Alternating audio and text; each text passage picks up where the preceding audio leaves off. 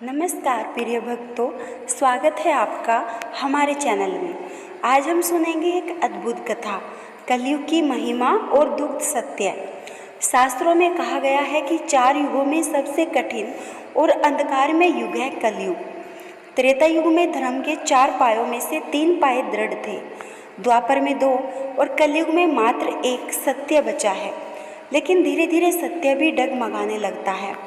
जब भगवान श्री कृष्ण ने द्वारिका से प्रस्थान किया, उसी क्षण द्वापर का अंत हुआ और कलयुग का प्रारंभ। कहते हैं जैसे ही कृष्ण ने इस पृथ्वी को छोड़ा, धर्म, दया और न्याय के स्तंभ टूटने लगे। ऋषियों ने देखा कि लोग लोभ, मोह और क्रोध में बंधने लगे हैं। श्रीमद् भागवत महापुराण में वर्णन आता है कि महाराज परीक्षित ने कलयुग को देखा। उन्होंने देखा एक नीच सा राजा धर्म के बैल और गौ माता को पीट रहा है। परीक्षित ने पूछा, तू कौन है? उसने उत्तर दिया, मैं कलयुग हूँ। मेरा जन्म हुआ है अधर्म, अन्याय और पाप बढ़ाने के लिए। परीक्षित ने सोचा कि कलयुग को मार देना चाहिए, परंतु तभी उन्होंने समझा भगवान ने जब इसे स्वीकार किया है तो इसका भी कोई प्रयोजन होगा। उन्होंने कलयुग को 4 स्थान दिए रहने के लिए, जहाँ जुआ खेला जाता हो, जहाँ शराब पी जाती हो, जहाँ स्त्रियों का अनादर और अवैध संबंध हो और जहाँ सोने और धन का लोभ हो। लेकिन कलयुग में विनती की, महाराज मनुष्य के हृदय में भी मुझे स्थान दो, क्योंकि वहीं से मैं सबसे अधिक पाप फैला सकता हूँ।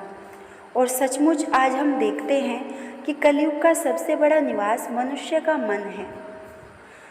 कलयुग के लक्षण क्या हैं? शास्त्रों में कहा गया है कलयुग में माता पिता का सम्मान घटेगा, धन ही सबसे बड़ा धर्म और सत्य माना जाएगा, संतानों से दुख मिलेगा, मित्र भी स्वार्थ देखकर साथ देंगे, लोग धर्म केवल दिखावे के लिए करेंगे, मंदिर तो जाएंगे पर मन में छल होगा, पुस्तकें पढ़ी जाएंगी पर जीवन में आचरण नहीं होगा। कलयुग में छोटे छोटे कारणों से झगड़े होंगे, भाई भाई का शत्रु बनेगा, पति पत्नी का संबंध भी स्वार्थ पर आधारित होगा।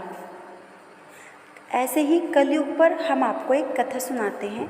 कहा जाता है एक ब्राह्मण था जो हर रोज़ पूजा करता था, लेकिन कलयुग के प्रभाव से उसका बेटा कहने लगा, पिताजी पूजा पाठ में क्या रखा है? पैसा चाहिए तो काम करो, व्यापार करो, पूजा से कुछ नहीं मिलता। यह सुनकर ब्राह्मण रोने लगा। सही कहा है शास्त्रों ने, कलयुग में संतान भी धर्म से विमुख हो जाएगी। इसी तरह एक और कथा आती है, एक राजा दानी था और हर रोज़ ब्राह्मणों को दान करता, पर कलयुग आया तो प्रजा कहने लगी, राजा केवल ब्राह्मणों को खिलाता है, हमें नहीं। ईर्ष्या, लोभ और असंतोष ने उसके राज्य को तोड़ दिया। यह है कलयुग की सबसे बड़ी पहचान, संतोष का नाश और लोभ की वृद्धि। कलयुग का संदेश। फिर भी शास्त्रों ने एक सूक्त बात बताई है, कलयुग में भगवान की भक्ति करना आसान है।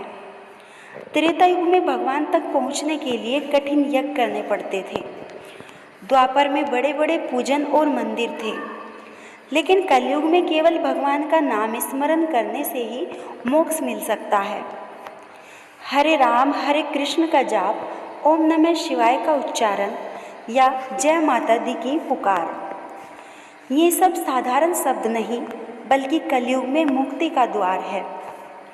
तो प्रिय श्रोताओं, कलयुग भले ही पाप और अधर्म से भरा हो, परंतु इसमें भी भगवान ने हमें एक सरल सा उपाय दिया है, नाम स्मरण और भक्ति।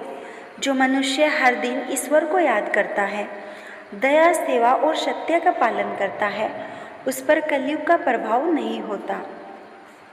इसलिए कहा गया है, कलो केवल नामाधर्म, अर्थात कलयुग में केवल भगवान का नाम ही एकमात्र सहारा है।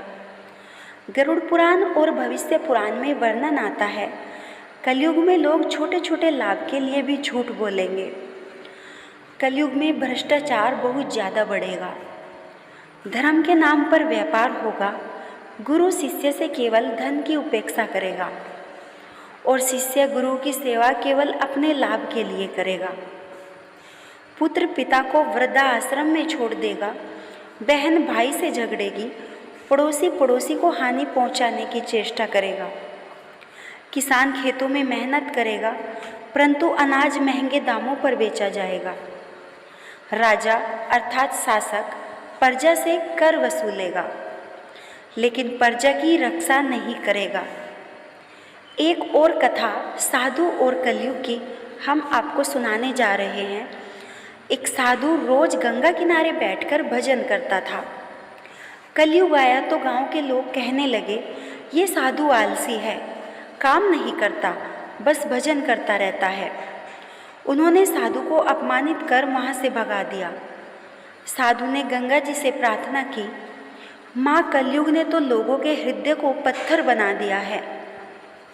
तब गंगा जी बोली, बेटा यही तो कलयुग है, लोगों को भगवान की याद दिलाने वाले ही सबसे बड़े पापी कहे जाएंगे। कलयुग में भक्ति का महत्व क्या है? भले ही कलयुग पापों से भरा है, पर इसका एक गुण महान है, केवल नाम स्मरण से मुक्ति संभव है। त्रेता युग में यज्ञ, द्वापर में पूजा और बड़े आयोजन, परंतु कलयुग में केवल भक्ति भाव ही काफ़ी है। कलयुग का अंत और भगवान का अवतार। शास्त्रों के अनुसार जब कलयुग का प्रभाव चरम पर होगा, कलयुग बहुत ज़्यादा बढ़ जाएगा, तब लोग 20-30 वर्ष की आयु में ही बूढ़े हो जाएंगे। सत्य, दया और धर्म का अस्तित्व समाप्त हो जाएगा। लोग केवल खाने पीने और शरीर सुख से लिप्त रहेंगे। तब भगवान कलिक अवतार में प्रकट होंगे, सफ़ेद घोड़े पर सवार, हाथ में तलवार लिए हुए। वे अधर्मियों का संहार करेंगे और सत्ययुग का पुनः आरंभ करेंगे। एक भक्त ने भगवान से पूछा, प्रभु, हम कलयुग में जी रहे हैं, क्या हमें मुक्ति मिल सकती है? भगवान मुस्कुराए और उसकी ओर देखकर बोले, यदि तुम सच्चे मन से मेरा नाम लो तो कलयुग तुम्हें छू भी नहीं सकता।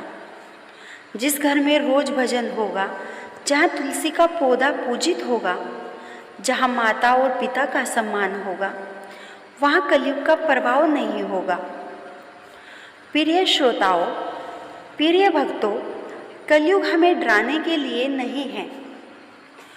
कलयुग तो बल्कि हमें याद दिलाने के लिए है कि समय कठिन है, इसलिए भक्ति सरल कर दी गई है। जो आज भी भगवान का नाम लेता है, संतों की वाणी सुनता है और सेवा करता है, वह कलयुग के अंधकार में दीपक की तरह चमकता है। अंधेरा भी उसका कुछ नहीं बिगाड़ सकता। तो आइए हम सब मिलकर हर दिन कुछ समय भगवान को दें, भगवान का नाम लें, ताकि कलयुग का प्रभाव हमारे जीवन पर न पड़े।